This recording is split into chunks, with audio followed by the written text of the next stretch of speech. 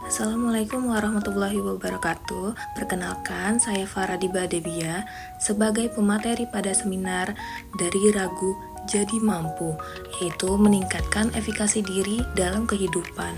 Baik, langsung saja mari kita mulai dengan membahas indikator permasalahan self-efikasi. Permasalahan self-efikasi biasanya muncul ketika seseorang merasa tidak yakin dengan kemampuannya sendiri. Jadi ia mudah menyerah saat menghadapi tantangan, cenderung menghindari hal-hal yang baru, dan sering diliputi rasa cemas. Bahkan ketika gagal di masa lalu, itu dianggap sebagai bukti bahwa dirinya tidak mampu, bukan sebagai pembelajaran. Akibatnya, motivasinya menurun, inisiatifnya berkurang, dan banyak kesempatan akhirnya yang terlewatkan begitu saja. Selanjutnya saya menjelaskan aspek self-efikasi. Jadi menurut Bandura 1997, aspek self-efikasi itu dibagi menjadi 3 jenis. Yang pertama itu ada level atau magnitude, yang kedua ada kekuatan atau strength, dan yang ketiga ada luas bidang perilaku atau generality. Nah, di sini saya akan membahas terlebih dahulu level atau magnitude, yaitu tingkat kesulitan tugas. Jadi, individu dengan self-efikasi yang tinggi itu merasa optimis dalam menghadapi tugas yang sulit. Kemudian ada kekuatan atau strength, yaitu ketahanan individu saat menghadapi kesulitan. Jadi, mereka yang memiliki self-efikasi tinggi itu cenderung tahan banting.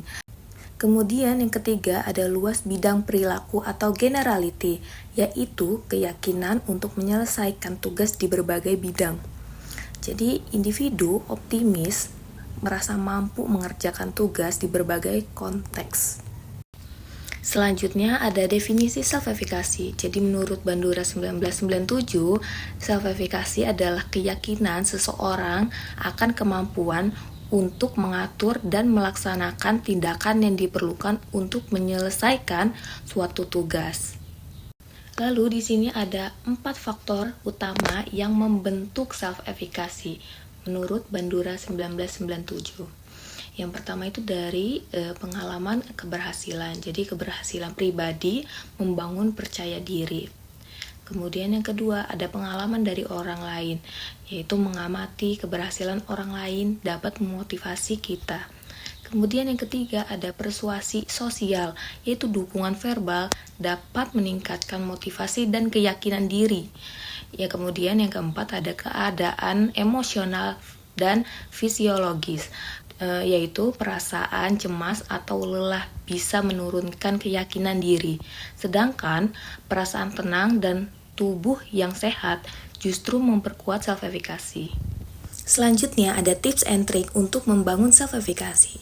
Yang pertama itu bangun pikiran positif, yaitu memiliki sikap positif terhadap diri sendiri. Yang kedua, kembangkan keterampilan, yaitu terus belajar dan berlatih.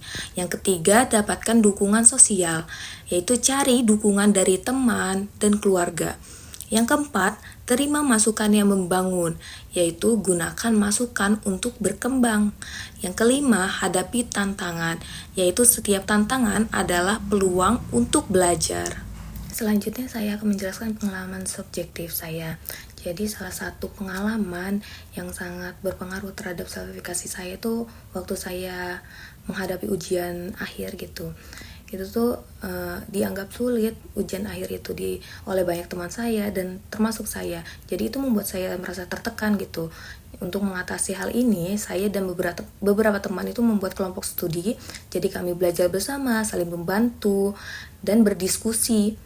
Nah, proses belajar ini tuh membuat saya merasa lebih percaya diri dalam menghadapi ujian.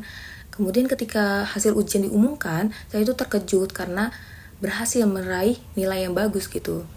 Keberhasilan ini tuh tidak hanya meningkatkan self-efikasi saya gitu, tapi juga memberikan dorongan untuk menghadapi tantangan akademik lainnya dengan lebih optimis.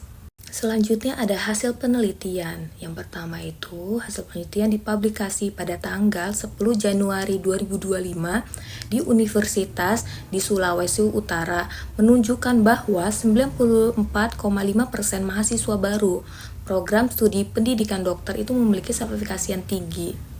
Nah, penelitian kedua juga itu dipublikasi pada tanggal 1 April 2025 di Universitas Lambung Mangkurat, ULM. Ini menunjukkan bahwa 74,78% mahasiswa semester akhir di Prodi Psikologi juga memiliki self-efficacy yang tinggi. Baiklah, itu saja pemaparan dari saya.